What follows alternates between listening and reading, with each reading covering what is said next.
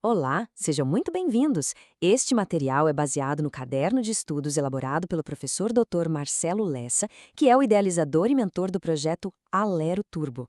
Hoje, o nosso mergulho vai ser fundo na organização constitucional e na estrutura do poder legislativo. Então, vamos nessa!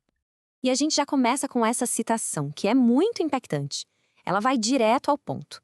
Entender o regimento interno da Assembleia Legislativa de Rondônia, a nossa ALE/RO, é muito mais do que só decorar regras. É de fato entender o coração que pulsa ali dentro, a engrenagem que faz o poder funcionar e transforma a vontade do povo em lei. É só a gente pensar o seguinte: toda grande construção precisa de uma planta, de um projeto, não é mesmo? No mundo do direito, a lógica é a mesma. Para a L/Rho, esse projeto mestre, essa base, está tanto na Constituição Federal quanto na estadual.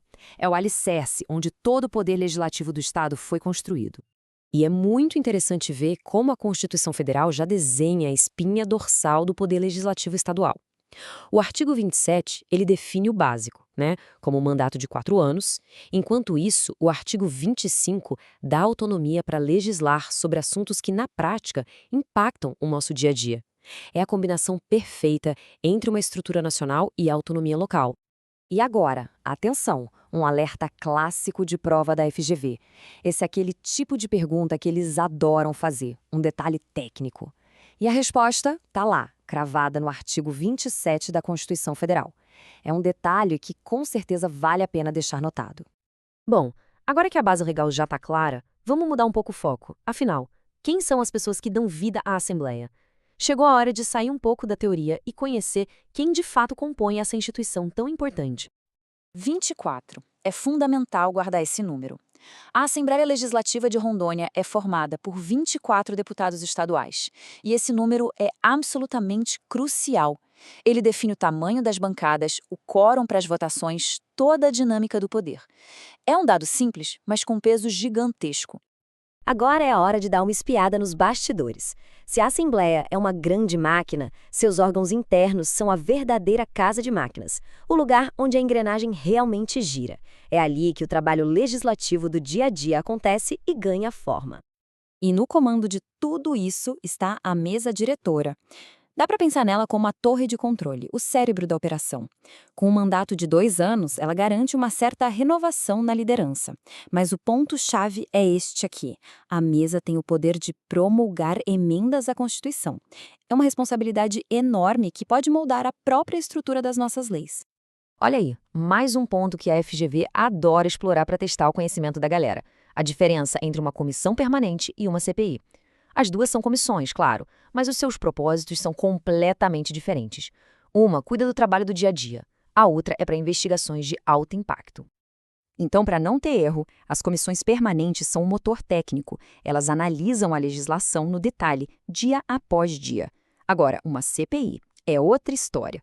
É uma ferramenta potentíssima de fiscalização política, criada para investigar um fato específico e com poderes que se assemelham aos de uma autoridade judicial. A distinção é gritante e fundamental. Ok, já vimos a estrutura, mas e na prática? O que a Assembleia realmente faz? O trabalho dela se divide em 6 funções principais que definem o impacto da instituição nas nossas vidas. Vamos dar uma olhada em cada uma delas. Olha só, esse quadro resume tudo de forma bem clara. A gente tem a função legislativa, que é a mais óbvia, a de criar leis, mas de olho nela tem a fiscalizadora, que mantém o executivo na linha. A representativa, que é ser a voz do povo, e, claro, as funções administrativa e controladora, garantindo que a própria casa funcione de forma correta e justa. É um sistema completo de freios e contrapesos em ação. Mas espera aí, como é que os deputados conseguem exercer tudo isso com independência? É aí que entram as prerrogativas constitucionais. E é fundamental deixar algo bem claro. Isso não é privilégio pessoal. São ferramentas de trabalho cruciais para proteger o mandato e garantir a liberdade de atuação. Vamos analisar essas garantias. A imunidade material, por exemplo, permite que o debate seja, bem, acalorado, sem o receio de processos. Isso é vital para uma democracia saudável, né? A imunidade formal protege contra prisões arbitrárias. E as incompatibilidades garantem que o foco seja mantido no serviço público. No fim, tudo isso serve para manter o equilíbrio do sistema. E, para fechar o ciclo de pegadinhas da FGV, uma pergunta direta. As imunidades dos deputados estaduais são as mesmas dos federais? A resposta é um sim bem grande e direto. O parágrafo 1º do artigo 27 da Constituição estende por simetria as mesmas imunidades. É uma regra de ouro que simplifica o entendimento. Certo, chegamos na reta final. Agora é a hora de amarrar tudo, de consolidar o conhecimento. Vamos destilar o que vimos até agora nos conceitos mais importantes, aqueles que precisam estar na ponta da língua. É como se fosse aquela ficha resumo de última hora, sabe? Então, para ficar na memória, a LEGE-RO, 24 deputados, mesa diretora, é quem comanda a casa. Comissões, tem as técnicas e as de investigação. Funções, são 6 as principais, de legislar a representar. E prerrogativas, imunidades que garantem o mandato. Essas são as palavras-chave que resumem tudo.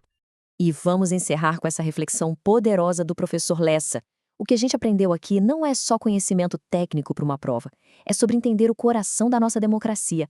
As pessoas que trabalham no legislativo não são apenas funcionários, são guardiões, responsáveis por fazer a engrenagem girar e transformar a voz do povo em realidade. Uma missão profunda e de extrema importância.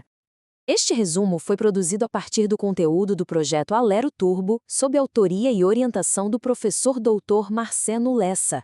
Se esse conteúdo ajudou, não esqueça de se inscrever no canal e ativar o sininho das notificações. Assim você recebe o aviso assim que o próximo resumo for liberado. Muito obrigado pela companhia e até a próxima!